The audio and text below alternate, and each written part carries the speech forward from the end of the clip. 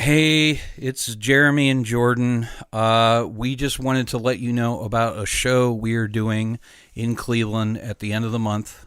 But not the Hate Flow proper. No, it's not the Hate Flow. It's us doing stand-up comedy, which I feel like if you know about this show already, you might think that we're doing the podcast, and we're not. No, it's not the podcast. So Saturday, July 31st at Now That's Class, Jordan and I are opening up for Off With Their Heads and Ben Roy from the Grawlix. So you can check that show out. Again, July 31st at Now That's Class, just, east of 117th on Detroit? Yes, it's east of 117th on Detroit. Everybody's got fucking Google now. Just look it up on your fucking Google. It's Now That's Class. Do that.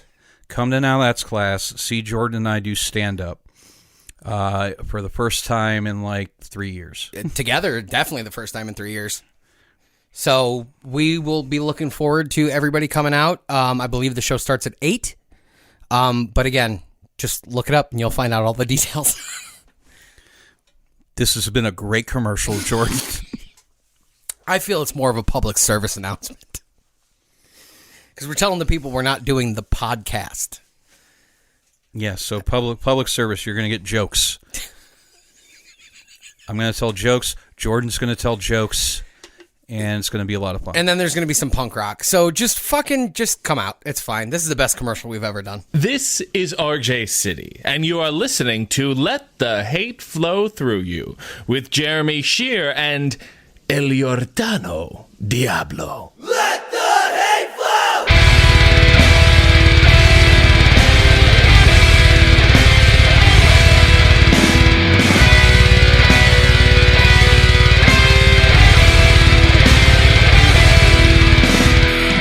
Available on the Lousy Weather Media Network. Welcome to Let the Hate Flow Through You, your weekly dose of audible hatred. I'm Jeremy Shear. El Giordano Diablo. And this week on the show, we are joined by a comedian and co-host of the Brown Petri Dish podcast, Brandon Petri. Thanks so much for having me, guys. Thanks for coming on, man. No, it's great to be here. That's a great name for a podcast. I like that a lot. Yeah, it's pretty straightforward. Yeah, you know? absolutely. It just worked out well. Yep. Yeah, it's dirty without being dirty. So, Brandon, why do you hate expectations? That was honestly a really tough one when you asked me for a specific subject that I hate that I can talk about for an hour. You know, I try to be a very optimistic and positive guy. Why? I just so used to being let down, man. And that's why I think expectations are the one thing that I really hate. And it's something everybody can relate to. Oh, 100%. It's funny because we were just talking to AJ about just lower your expectations or lower your standards. But with expectations, as far as that goes, if you keep them low, you'll be happier at the end of the day. Because when something does go good, but if you're like me and you're always waiting for the other shoe to drop, it's it's not so bad all the time, even though it's terrible. As a comedian, it can definitely be rough when someone has really low expectations, though. So you try to tell people, don't have low expectations, but don't have high expectations. Just don't have them. Don't have any. Show up. What happens, happens. Come into this blind. Yes, that is the way to live, I think. What's the worst experience you've had with that? With somebody coming and having those expectations? I think it was the day you asked me about it. I was at a show and I had a relative come out, and she was sitting in the audience at the Funny Stop of all places, and she leaned over to me after my set and was like, "So is this prying, or do you really get paid for this sometimes?" Oh, it was pretty rough, man. Ooh. Yeah, I mean, I thought everything went good for that show, but maybe not on her end. I don't know. I had that happen with a relative, and their solution was to start sending me jokes that they were getting in their email from other people in the family. So I was getting all these stock jokes. I do hate when people fucking are like, "Oh, let me tell you a joke, and maybe you can use it." Well, I wouldn't in the first place because I didn't write it, so fuck off. Yeah, that never made any sense to me. I've had a lot of people ask, so like, do you write all your own stuff? I thought, well, like, first of all, I'm poor. I can't afford a writer. Right. Yeah. And second of all, why would I take somebody else's? These are the rules, man. They're not that hard to follow. Yeah. There are people that like will have writers for them. But usually they've already established themselves, and I'm just too like, proud to do that, man. I am way too proud. Like, I mean, we've written together before and shit, but like, not in any specific like we're writing each other's jokes, more or less bouncing shit off each other. Yeah, that's different than like having a writer. Like I said, I'm too proud to have a fucking writer. Like I don't think anybody's as funny as I think I'm funny.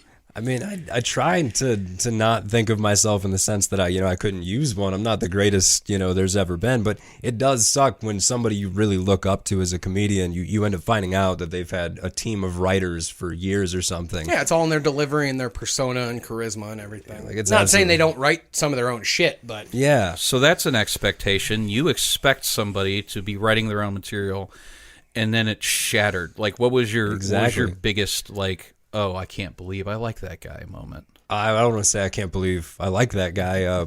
Finding out Pryor Paul had Mooney? people, that wrote for him, and I mean, to be fair though, like a lot of what Pryor did on stage, some of his best shit was stories that like came from his past. Like that's honestly his, like Richard Pryor live and in concert. Like I know that some of that shit was Paul Mooney because Paul Mooney ended up telling those jokes later on, but like, which is weird to me. Yeah, because like live and in concert is one of the best of all time.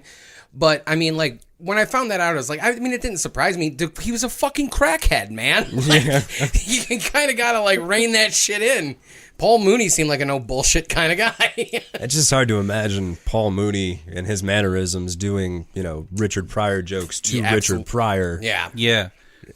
That's kind of the disconnect for me, because I thought, like, for a while, because I was such a, like, scared little shit boy on stage, I was like, well, maybe I can write jokes for other people. But I couldn't figure out how to write in someone else's voice. Yeah. That's a talent if you're able to do it. I just, it doesn't click for me.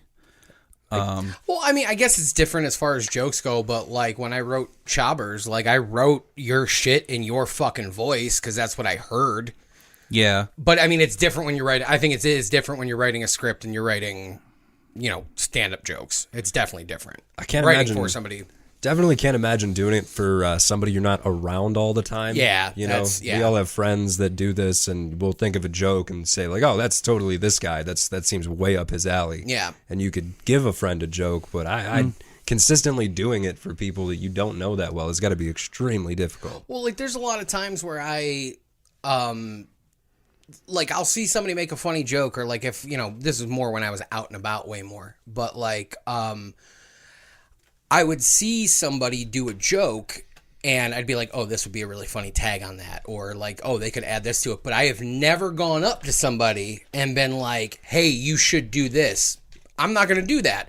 A, I'm not going to give you my shit away for free. Yeah. And B, who is it for me to come and tell you how you should tell your comedy? If it's not as good as I think it could be, that's fine. That's on you. Right. And I mean, I'm sure that person's usually thought about that subject a lot as far as that joke goes. Absolutely. I'd almost hate to hinder them by giving them a tag thinking, they might be able to come up with a better one than that. I have no idea. Yeah. Sometimes it ends up working out, though. And it's like, oh, yeah. You'll click with somebody and be like, oh, you can bounce tags off each other. Well, that's like, sweet. That's me and Devin, getting started. Me and Devin, we didn't write each other's jokes, but we definitely made each other's jokes better. Oh, yeah, definitely. That always helps. What are some other expectations? Like, when you started comedy, what did you expect it was going to be like? Honestly, I was really naive about the whole thing. I mean, I just started Googling open mic. Sure. I just wanted to see what the deal is with that. I had never done it before, not even, music, none of that. Yeah. So I Googled it, and the Funny Stop came up, and I thought, okay, so there's one open mic in Ohio, and I'm gonna make it my bitch. That's what I'm gonna try to do. And I was super naive going into it, and I thought going there, everybody was gonna shun me because I'm the new guy. I thought everyone would shut you down and tell you you're no good, and it'd just be this real Disney story, and wasn't like that at all. Everyone was like, sweet, and go on up, man, have a good time. And You know? Yeah, man. Very That's- welcoming. At least that expectation was good to get shattered. Yeah, it's definitely. I should have just went into it open-minded and said, "What happens, happens." I think that's the way to be about it. Yeah, it's tough though because you have this story in your head of like this is how things are regardless of what you know about it. And I think it like for comedy for me, like I had no idea how you get started until like I saw somebody bomb at a Cleveland show.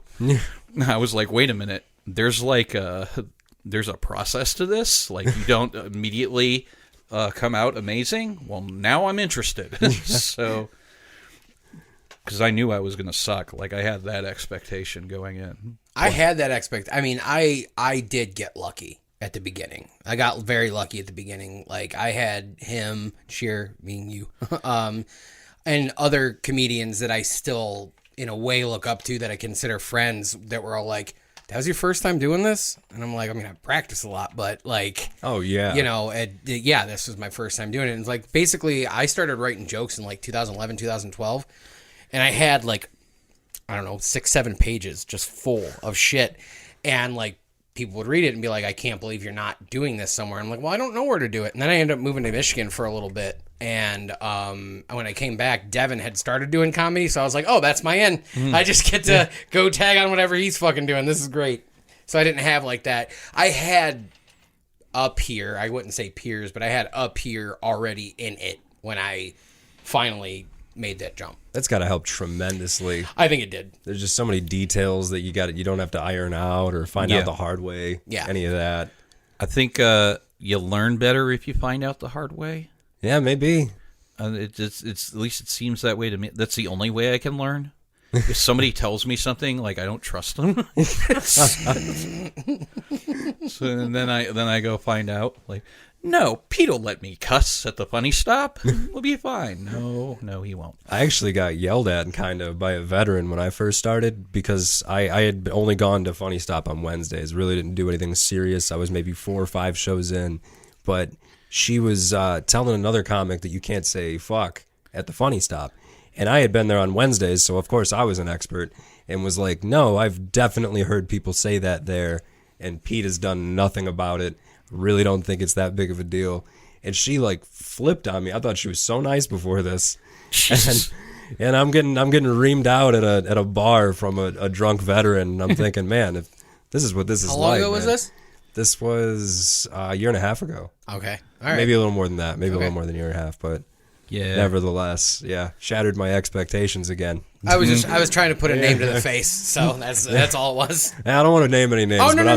That's why I asked you when it was. I'll definitely tell you after. Yeah. It's I think I know, but yeah. Yeah, man. Sometimes shattering your expectations can be amazing, though. Like, I always have this expectation that doing shows with a band is going to be terrible.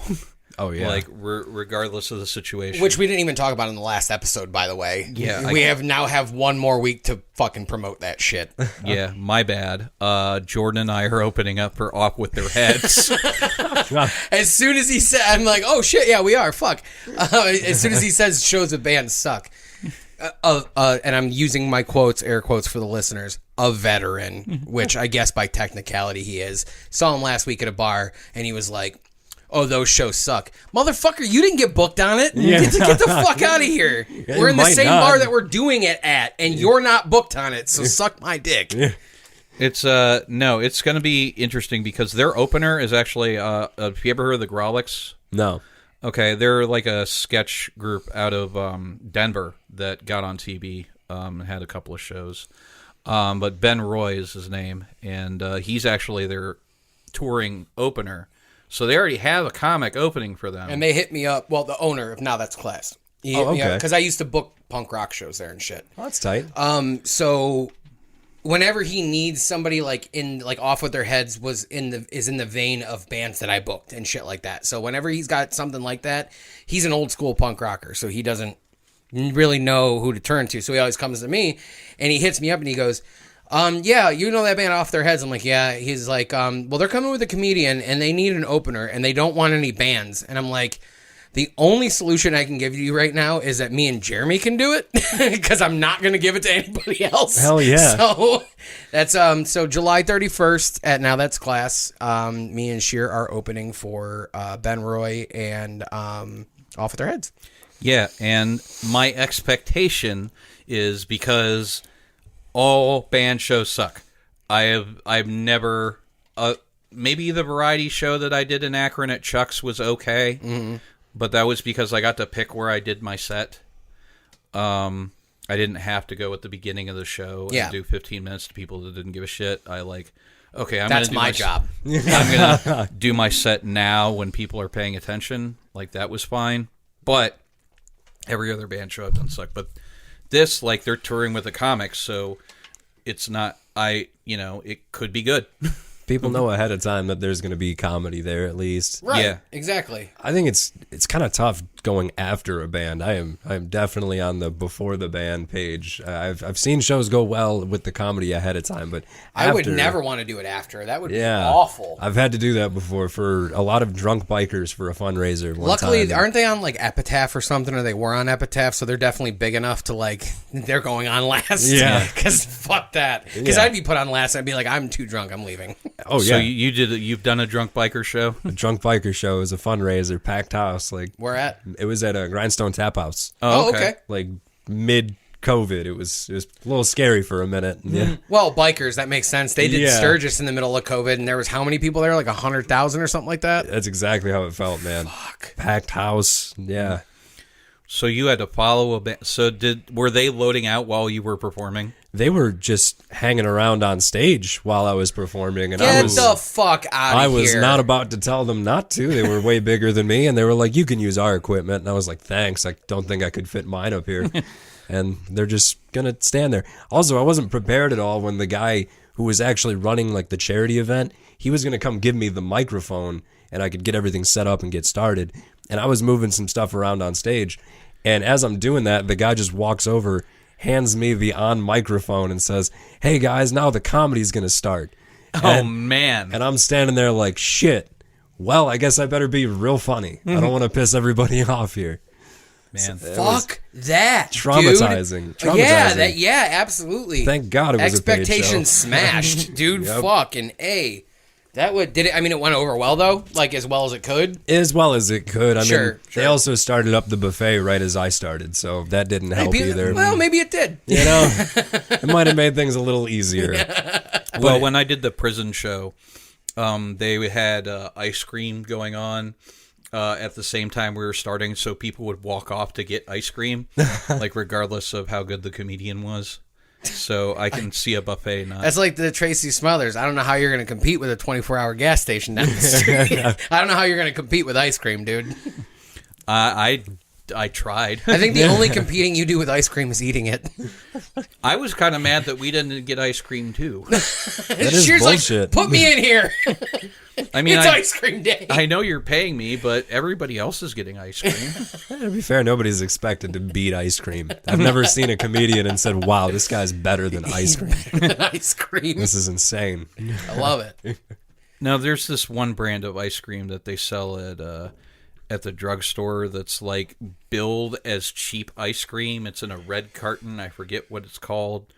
But it's like $2 instead of like a normal $5 for Like a what little store are pint. you talking about? Like Rite Aid. Oh, I was going to say, I was thinking maybe like the Target brand, but that's not at Rite Aid. No. You wouldn't get Target brand stuff at Rite Aid. I expect that.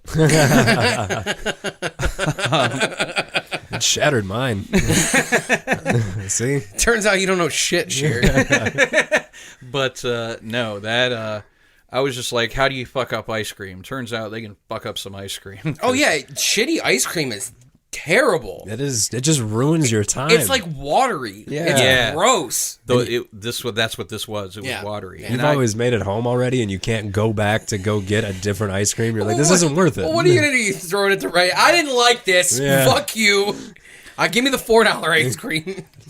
Man, I had it in my fridge for the past like 2 months, and the only time I would take it out is when I need to eat something so I can take this ibuprofen, and that would be it.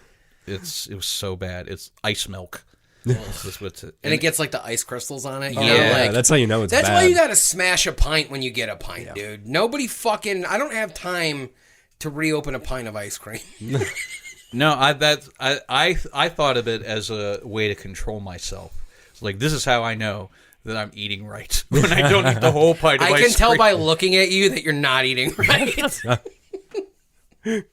You can't see me frowning. But you can come to Now That's Class July 31st. You can see Jeremy. See for yourself. I'll bring him ice cream from Rite Aid. Try not to do Ben and Jerry's if he's going to eat it all at one sitting. Man. That's too much going on, man. I love it, but if you've ever read the nutrition facts on that, you're like, oh, that's why you're not supposed Does to it eat look it all. like at the either same of us read nutrition facts on anything? No, we're anti-nutrition facts. I can dig that. It's fake news. Nutrition facts. Fake nutrition facts. And stop the meal.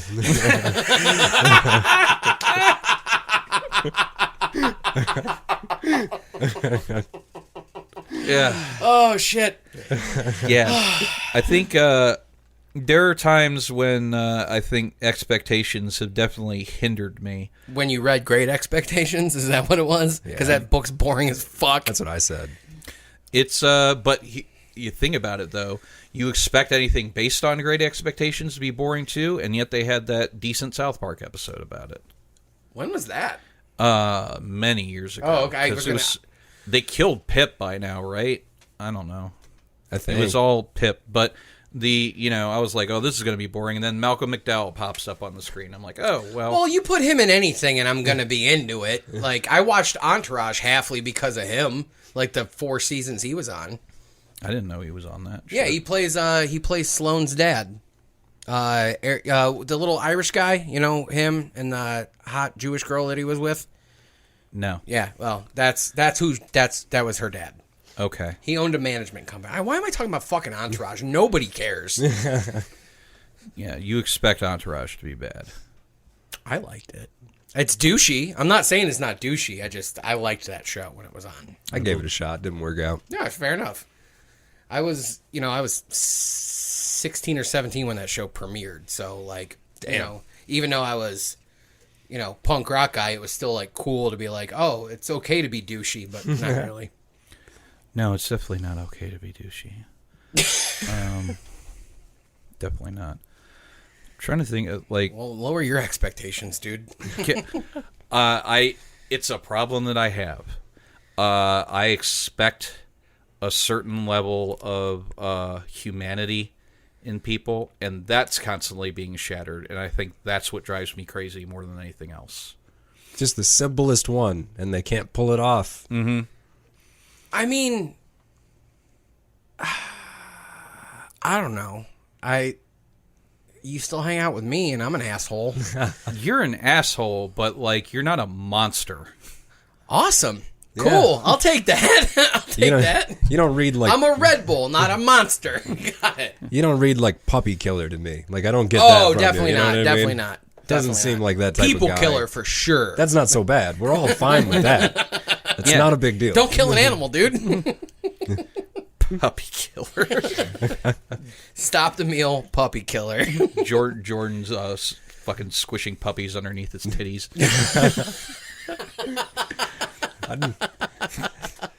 I'd definitely be impressed. I'd be disappointed, but impressed. Disappointed, not angry, kind of impressed. You know who taught me how to do that? It was you. I mean, I can't crush anything underneath them titties. They're too squishy. Is he saying I have implants? I'm saying that you probably have more muscle under there than I do. Oh, okay, gotcha. I was missing the cue on that one. Yeah. I was trying to compliment you. Aw. I was like, you don't have squishy titties like I do. He's got nice, firm, supple ones. Very classy titties. Yeah. The kind of titties you would see in a porno. Advertisable titties. Yeah, yes, exactly. Exactly. See, now people's expectations are high for my tits. I'm trying to boost your ego where I can. Well, hey, on July 31st, you come to Now That's Class, I'll show you my tits. Hell yeah. As long as you pay the entry fee. Yeah. I want to follow that. Wait, are you saying that you would just prefer me go on stage with my shirt off for 10 minutes? No, don't go Bert Kreischer on everybody. Yeah, I'm not going to do that. I'm also not friends with a bunch of shitheads, so. It is what it is. Expectations being shattered.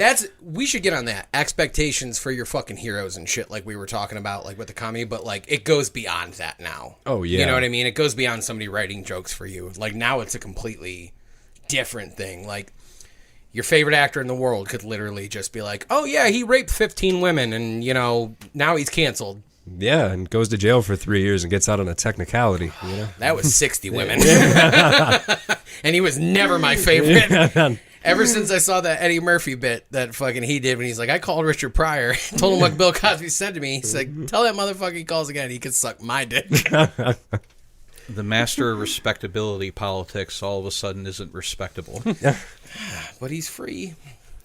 I will say one place that really upset me with my expectations is Chick-fil-A. Are you guys nuts about Chick-fil-A? Thank you. Overrated, right? Yeah, I'm not gonna go out and say they're the worst place ever, but I've had worse chicken sandwiches. Yeah, as far as everyone was losing their minds about it, I just didn't see it. I bit into it and I was like, oh, it's tasty chicken, a couple pickles, it's good, but why the 3 deep line wrapped around the building? I'm not. It doesn't I'm not touch like that. in a Wendy's spicy chicken sandwich. No, or even Popeyes. I mean, well, Popeyes is like that's upper echelon right there. The only place like that I will say is better than Popeyes is Bojangles, and that's down south. If you've ever had that, no fried chicken all day, biscuits and chicken all day. That sounds amazing. Oh, it's fucking great. If you ever down in the south, get that shit. Don't go Zaxby's, dog shit. I've spent a lot of time down there.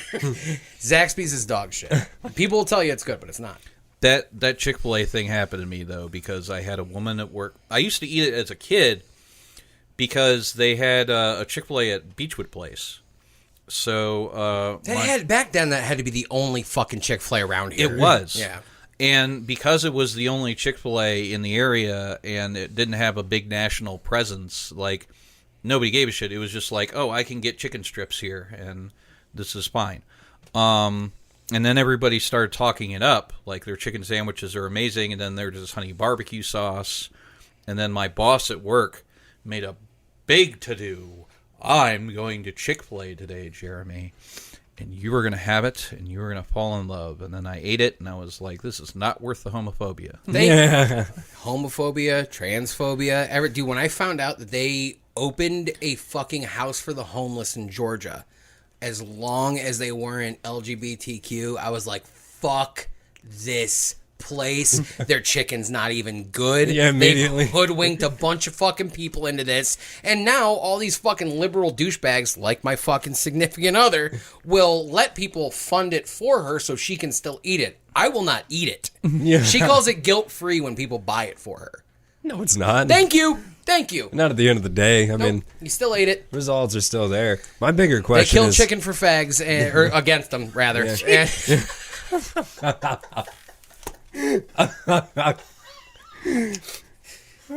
I knew it was going to pop you, so I had to do it. I'm sorry, but Chicken for Fags is a show I want to host. Yeah. It's the anti-Chick-fil-A. Well, no, how about we just have Dwayne do it? Then we can get away with it. Dwayne, I have this idea. Hear me out, buddy. I know you have this festival. Here's a show idea for you. I just want to know what that homeless shelter's like. What homeless person saw a roof over your head brought to you by Chick-fil-A, and they stop you in the front and say, like, so wait, are you guys aren't like gay or anything, are you? And who's going to be the one to say, yeah, we're gay. All right, fine, we'll move on to the next shelter. You know, it was a good run. Thank you, though. You know, the one down the street, Chicken for Fags. Yeah. Jesus Christ. That's going to be a tougher nut to crack. How are you going to have a homeless shelter only for gays? Well, at least you can let women in there, too. Yeah. You know, it's whatever. You're going to get some crack addicts in there going, I've sucked a lot of dicks, but I'm not across that line yet. But I ain't gay. I'm not doing it for free yet. You ever seen Blue Streak with Martin Lawrence and No. Dave Chappelle? There's this scene in there, like, Martin Lawrence plays, like, a diamond thief, and he, like, fakes as a cop. And his, like, accomplice is fucking Dave Chappelle. And as he's arresting him, he finally gets him into the fucking, he's arresting him. And Dave Chappelle is looking at Martin Lawrence, and they're like, tell us about the guy who told you where to find this stuff. He's like, I don't know where he's at, sir, but all I can tell you is that he's gay. Gay, gay, gay. And fucking Martin Lawrence tries to jump over the table. That's a very underrated movie. I gotta check that one out. Very funny flick. All-star lineup. Yeah. And Luke Wilson is in it. Holy shit. Yeah, it's a pretty good movie. As far as I know, like an LGBTQ shelter isn't really like only for gays. It's just like these are the people. With a name like that, it's LGBTQ friendly, but only gays. Only gays are allowed in here. Oh, your expectations were everybody? Go fuck yourself. Nope. Gays only. Gays only. I got kicked out of what's the gay bar next to Now That's Class? The Hawk. I got kicked out of there last week. Because I brought in a beer from Now That's Class. Well, you deserved it. I know, I didn't fight it or anything. I was like, hey, all right, I was trying to go get a couple free drinks. Whatever. Sue me. We have a friend that works there. At the Hawk? Yeah. Who? I'll tell you later. Okay, yeah, that's fine. We don't need to air out other people's bullshit. We're not ousting anybody, are we? No. Nobody knows he's gay. He's just a bartender at a gay bar. So it's not gays only there either. It's... No, it's a girl I know, and that you know. But she just started working there. At any rate, so what is in your day-to-day life? When is one of your expectations really like ruin something for you? That's a tough one, man. There's a lot of times like that. You know, I expect my work day to go smoothly. Yeah, I shouldn't. I never should. What do you do? I'm a shipping clerk right now. Okay, all right, yeah, that never goes easy. I will say it's gotten a lot easier. I found another job, and I put my 2 weeks in, and I thought these last couple weeks were just going to be an absolute breeze, and they have not been. But you start to care a lot less because you're like, hey, I'm not going down with this ship. Yeah, no, fuck it. You know, what am I worried about? It's definitely, I don't know, it's made things a lot smoother for me. I enjoy that. Absolutely. Yeah, it's tough to not have expectations when you go in and do the same thing every day. Like, you expect things not to change, but nope. I hate, now that I'm back, doing flooring again, that's completely different. I know that every day is a variable. No matter what our paperwork says, we can walk into a job and it's not going to be what the fuck it says it was. But, before that, I was etching on those Yeti cups, laser printing. And it's that's a pretty, I know how to make the machine work. Just make sure my shit's right here. And that's good. But then, they'd have me scheduled, I could get, between 300 and 400 done a day, depending on how big the art is. And then they would come to me at, 12 o'clock in the middle of, a 200-piece job and be like, oh, this is a rush. Well, how is that my fault that you sold something when you already scheduled my day? Yeah. How is that my fault? Isn't it machine done at this point? Yeah. I mean, what are you going to make the machine go faster? Yeah. Oh, well, no, we want you to stop doing this and do this. Oh. No. No, I'm not going to. Sounds like a lot of extra effort. Yeah. Well, that's why I left that place.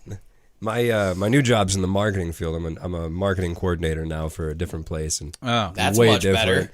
But I will say, going on interviews for marketing jobs, those bastards really know how to play with language to make shit sound better than it actually is. I mean, it's kind of the name of the game. Oh, but yeah. When you're going to a job interview and they're laying shit out, they're like, oh, it's going to be direct sales, super important.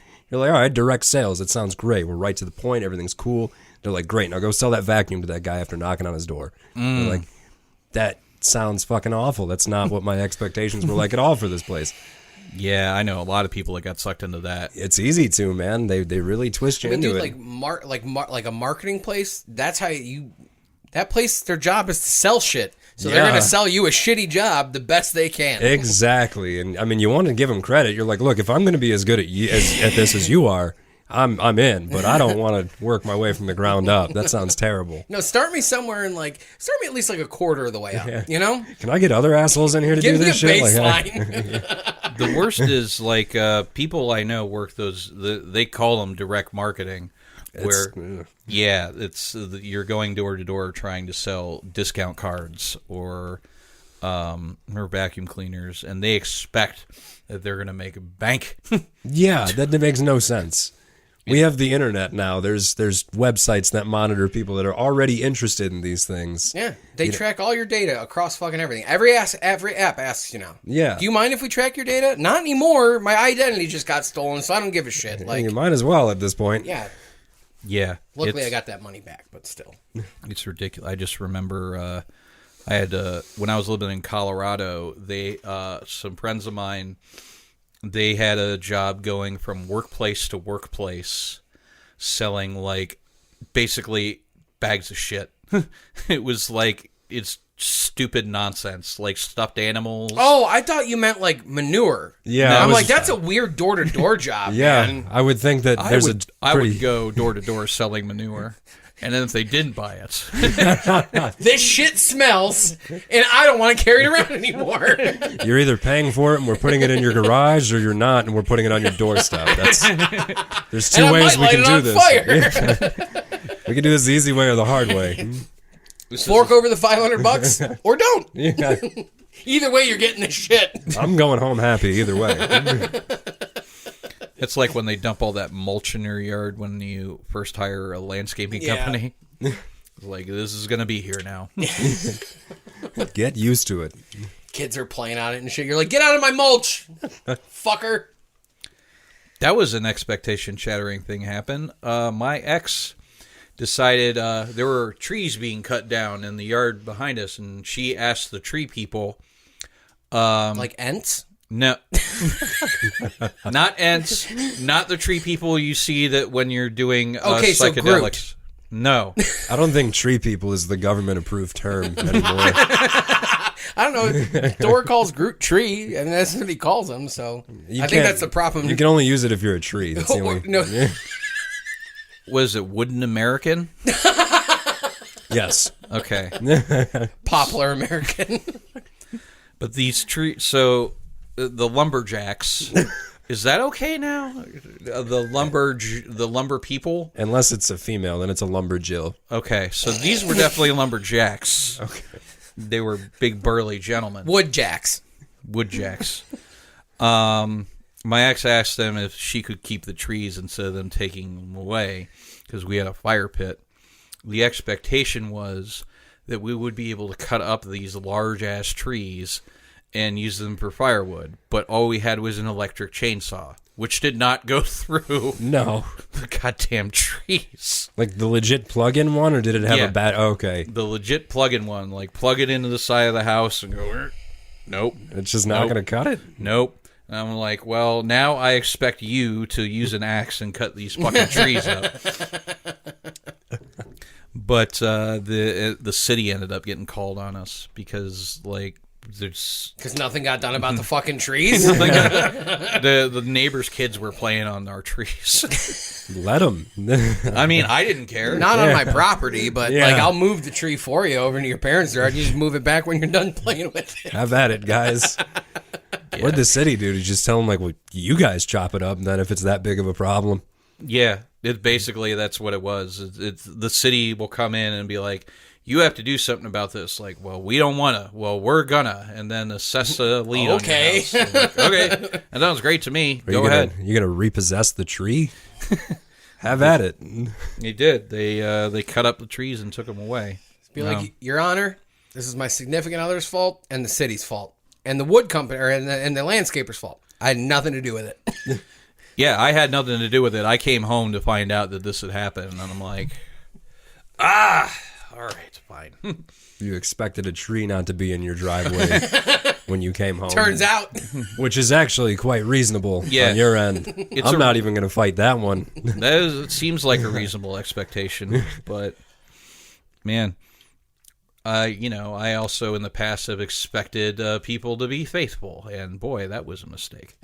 Oh, we've all learned there. yeah, there's no doubt about that. People are shitty. What are you going to do? That should be everybody's expectation is people are fucking shitty. Yeah. So, like, if you don't expect a lot out of them when something good happens, cool. Yeah. My trick for that was just getting real good at living alone, enjoying being single. Yeah. So now I'm like, fuck it, let her cheat. I don't care. Just tell me about it. Cross that bridge when it gets. Maybe he's cute. I don't know. You know, he might try something out here. How do you want her to tell you about it?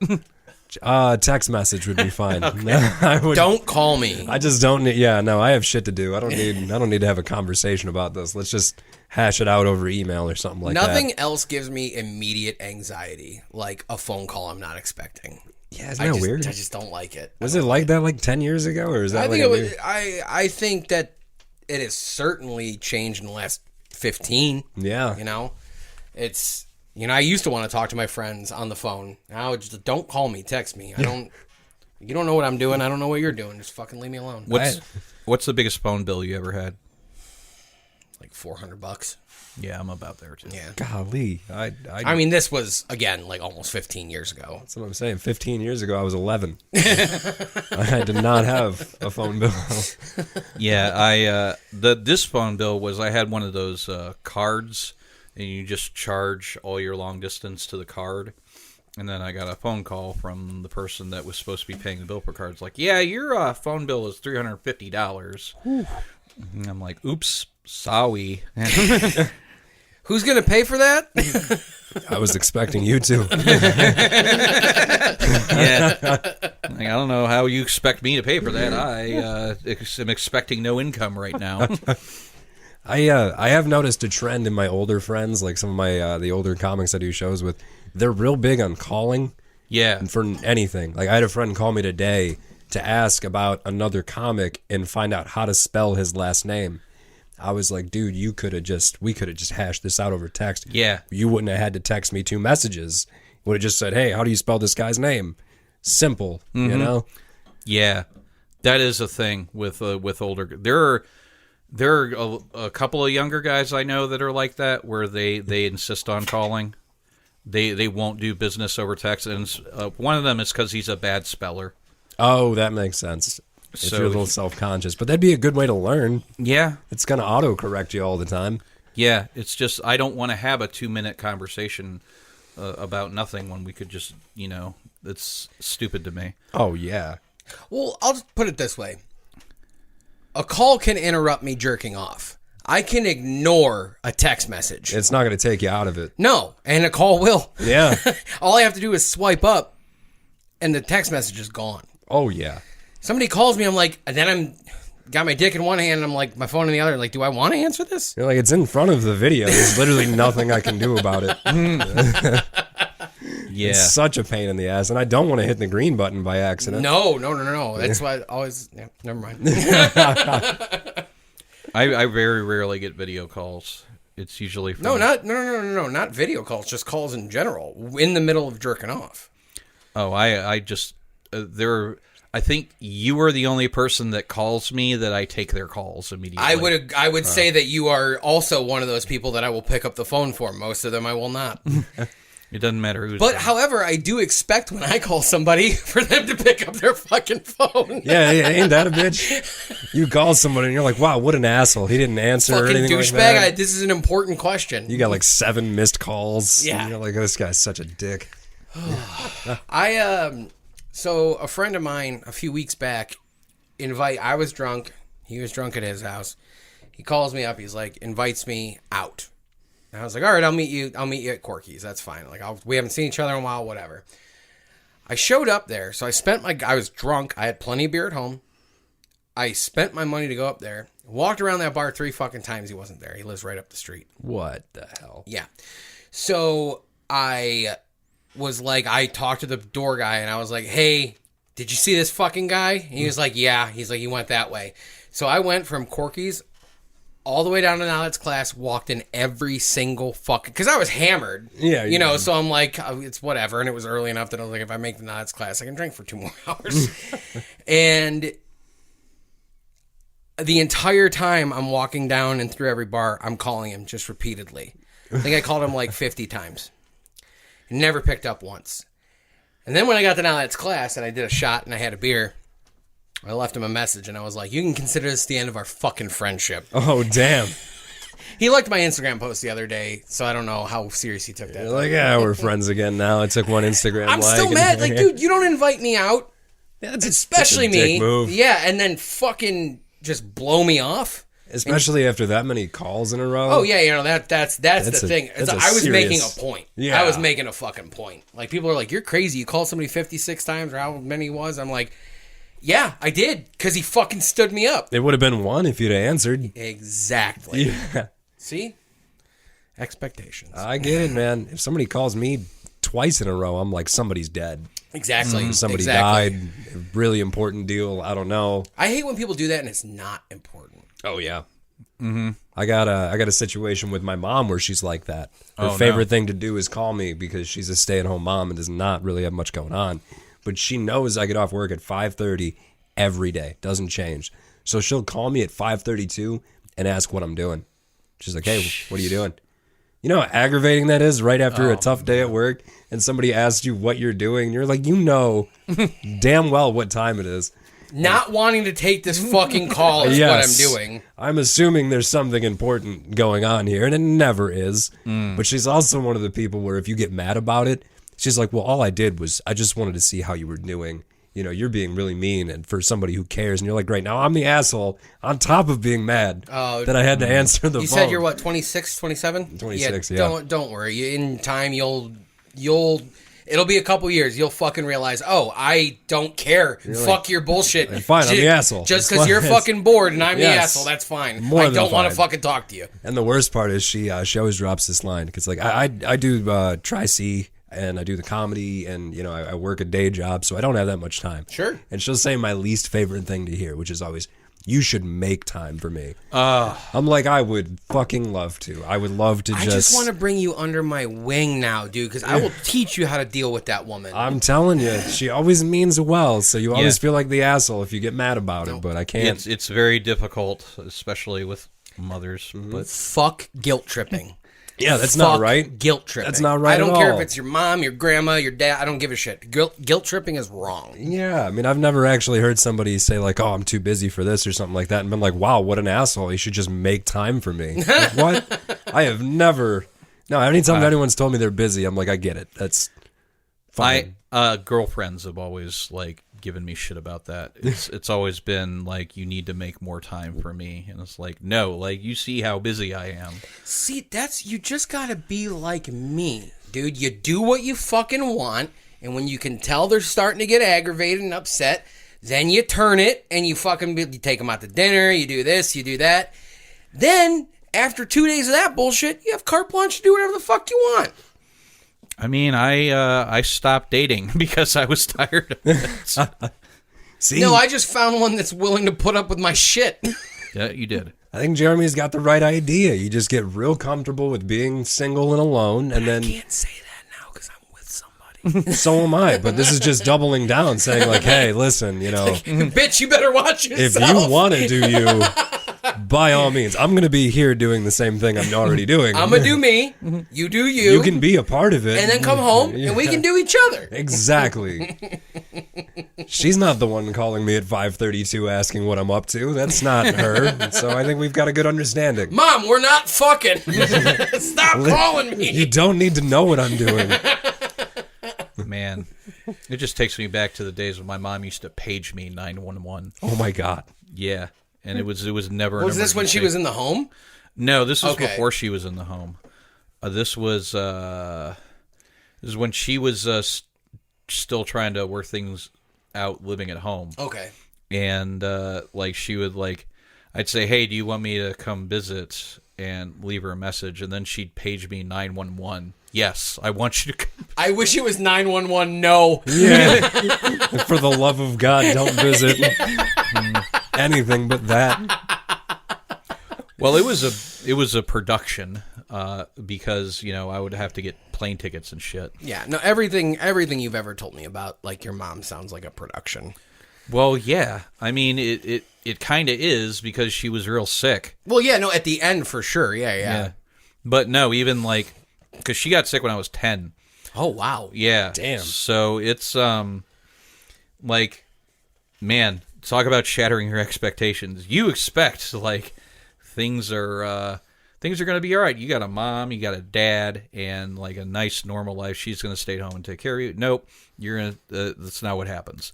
But it just like, after a while, it just became routine. It's like, I got to help her to the car, and all this is. My favorite is when MS does something to your alcohol tolerance. So she would get way too drunk way too quick because, you expect, like, I can have a couple of beers. Do you think that's the meds, or do you think that's actually the MS? It's got to be the MS. Yeah. Well, it's also kind of low tolerance runs in the family. Okay. Except with me for some reason. Training would be. You just have intolerance. It had to be training, though, because the one time I came back from Colorado and went to a house party in Pittsburgh, and you know how you have to buy all your beer in bulk there for some reason?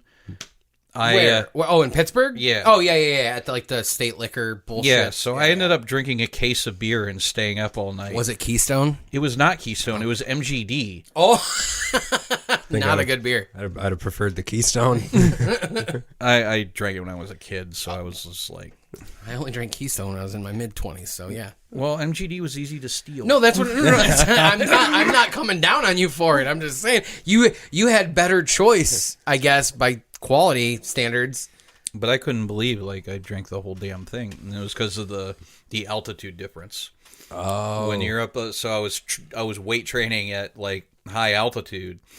And then when I came back down, it was like taking your braces off in Dragon Ball Z. Oh, I thought you were going to be like Forrest Gump when he breaks out of the fucking braces in his legs. Drink, Boris, drink! I was drinking.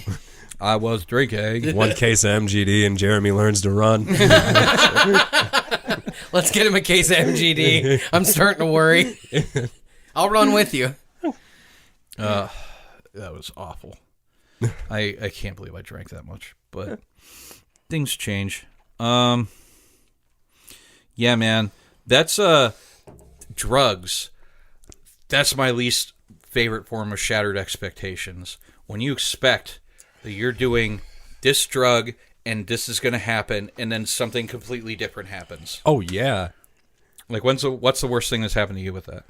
As far as drugs went, I was told one time at a music festival that it was oddly enough, this guy with one arm, and guy with one arm was camped next to me because we didn't really have any room to work with, so we just got assigned spots, and I pulled up next to him and drank with him. I wanted to get to the bottom of that. I was curious. Yeah.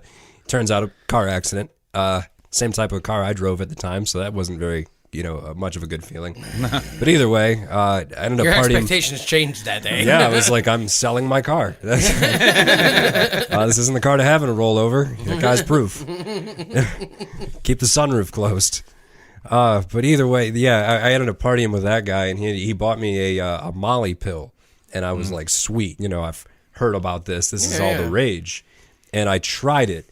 And it was probably meth. I think it was meth. Oh, they cut it with meth. A lot of they cut it with a few different things, but meth is often the most commonly used thing to cut it with. And I was really naive at the time. I brought this chick with me, and she was my perfect chick at the time. I thought we're gonna be together forever. Yeah. And we both partied all night. And after we did those pills, well, actually my buddy and I did those pills. She did not. And I asked her. I was like, hey, I think I'm dying. Can you check up on me in maybe an hour-ish? Just make sure I'm still alive. It's all I really need to do. She's like, I can't do that. What? I can't do it. And after that, I was like, excuse me? Yeah. So talk about shattering your expectations. Who drove? I did. Did you leave her there? I couldn't. I couldn't do it. I would have. I should have. I would have. Hey, I just asked you to hold a mirror under my nose or something, make sure I'm still all right here. Did she give you a reason, or were you just completely blindsided by this bitch just said no? Oh, I was definitely blindsided. I don't really think there's too many good reasons for that, but I mean. Oh no, I didn't ask if there was a good reason. I just wanted to know the reason. She's just I don't know. I'm kind of messed up. I don't think I can do it. And I was like, I don't think I can do it. I think I'm more fucked up than you, bitch. Did you do Molly? If I'm asking you to check on me and make sure I'm alive, this is clearly. I'm not okay. Yeah. Or at least I don't think I am. Exactly. And it wasn't my first rodeo with partying or anything like that. It was just the first time I had ever had methamphetamine. Okay, I'll be completely fucking candid. Last Friday? No, not this past Friday. The Friday before, I did cocaine for 10 hours, and when I got home, 3 people went through 2 grams. So whatever, you divvy that up whatever way you want to. And I got home, and I'm sitting there. And I just had my fingers on my pulse for like an hour because I was like, my heart is beating really fast and I'm too fat to do this. So like, I got to make sure that I don't fucking die. Yeah. And then I forgot that I had Xanax. So I just took that and let it level itself You're like, out. all right. Who needs a pharmaceuticals degree? I mean, Oh no, I've done enough pharmaceuticals that I could have a degree and not actually work for it. oh man. That's how we got paid for the job. A pharmaceutical apprenticeship. I have my journeymans in pharmaceuticals. Yeah. We used to say that the journeyman's card is when you learn to tie your knots. Yeah. And, yeah, man. I will say, man, like seeing people do drugs and TV and movies and shit like that, you always assume it's just visual. You know, you always see like their perspective on things and you're like, wow, okay, everything gets real wavy and bright. They never tell you about like the inside feelings you get from all these different drugs, which ironically is pretty much why people take drugs. Yeah, absolutely. It's very fucking confusing, just like as somebody who, you know, I'm clean of some shit. I still do other shit just because, you know, I fucking do what I do. And it's strange to me to like see depictions of shit in movies or TVs and I'm like, that's not what that's like at all. Right. That is not anyway. Like my favorite thing is like what sparked my mind is like when you said like they don't talk about the feelings you have, but like the best is when you're not the one doing drugs and then you see somebody doing it and then you get to watch their experience, which is completely different. Yeah. And the inside for them is like, well, look at that fucking moron. Yeah, the entire time you're like, so that's what that probably looks like to other people. Yes, exactly. Oh, I never get to see it like this. Exactly. That is a perfect way to describe Yeah. that. But like just bringing up drugs, you know, like the expectations, like I often liken it to, have either of you seen A League of Their Own with Yes. the girl Yeah. baseball movie? All right, so when they're trying to hire Tom Hanks to manage the girls' team, and Martin Landau says to him, you know, Jimmy, have you stopped drinking? And he goes, yes, sir, I have. I've put down the bottle. He says, so you've seen the error of your ways. He's like, frankly, I just can't afford it anymore. And like, that's the thing is like, what I realized is like with drugs, I was like, I am spending way too much money to get fucked up. Like it used to be a little amount of money to get fucked up a bunch of times. Yeah. Then it turned into a lot of money to get fucked up a few times. And then it's like a lot of money to get fucked up once. And I'm like, this is not worth it to me. Like, I'm blowing through money. Like, Oh, yeah. I just rather not do that anymore. Exactly. And I didn't pay for that cocaine for the Yeah. Like, just to justify. I didn't say quit doing drugs completely. My last drug shattering expectation was I got some acid, and That's shattering in itself. well, that's the whole reason. No, I got it. No, Yeah. that's what he was saying before.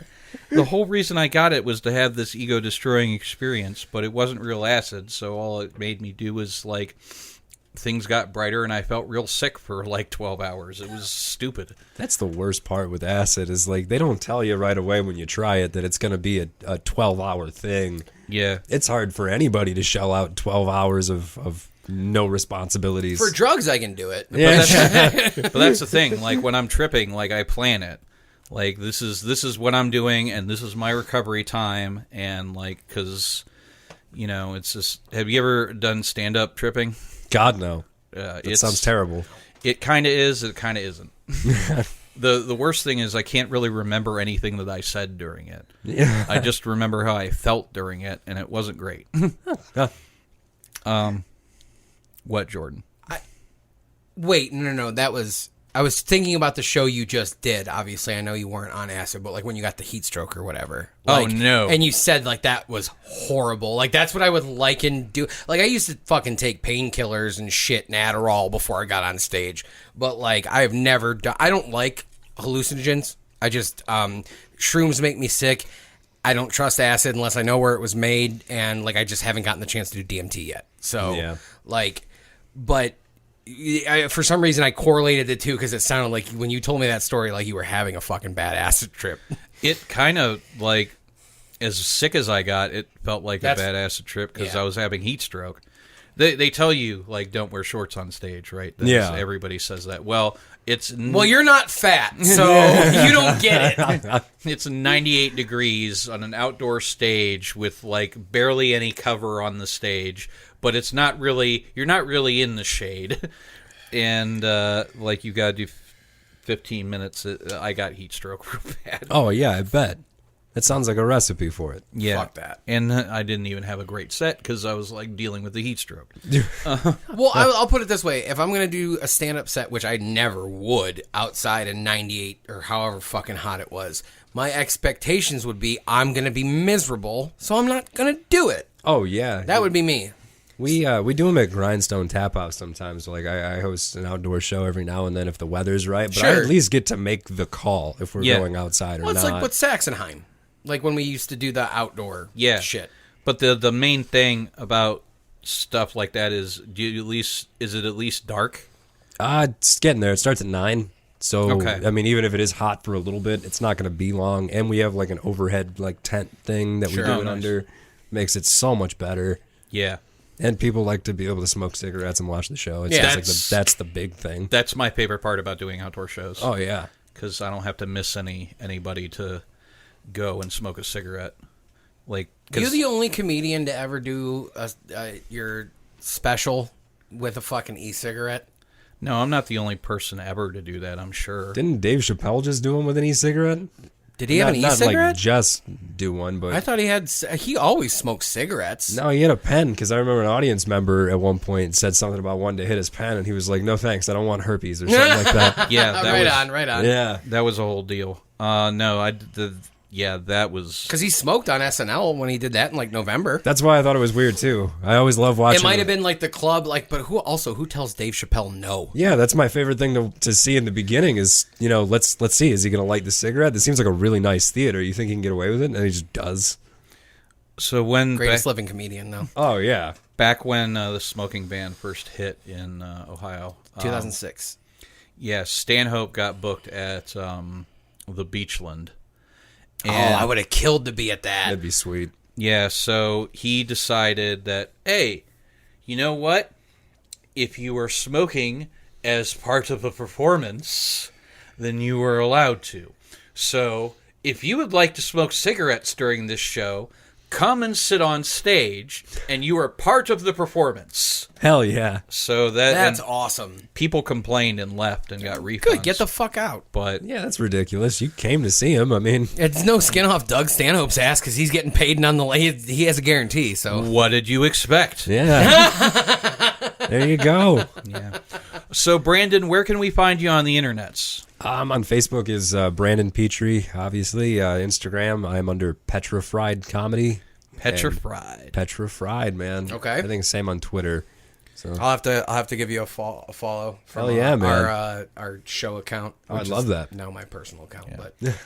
So Jordan, I don't think we're gonna find anybody that hates expectations as much as Brandon Petri. No, there is another. I won't apologize again.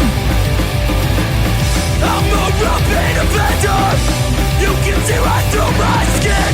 I don't care about making mistakes. I keep setting up and falling on my face. Feed me numbing agents. Drag me to the ring. Another discharge may burn. Diagnosis drunkenness. I keep my bruise and my brain and under the punches. And I was meant to take. This has been a Lousy Weather Media Network production. Find new episodes and archives at lousyweathermedia.com.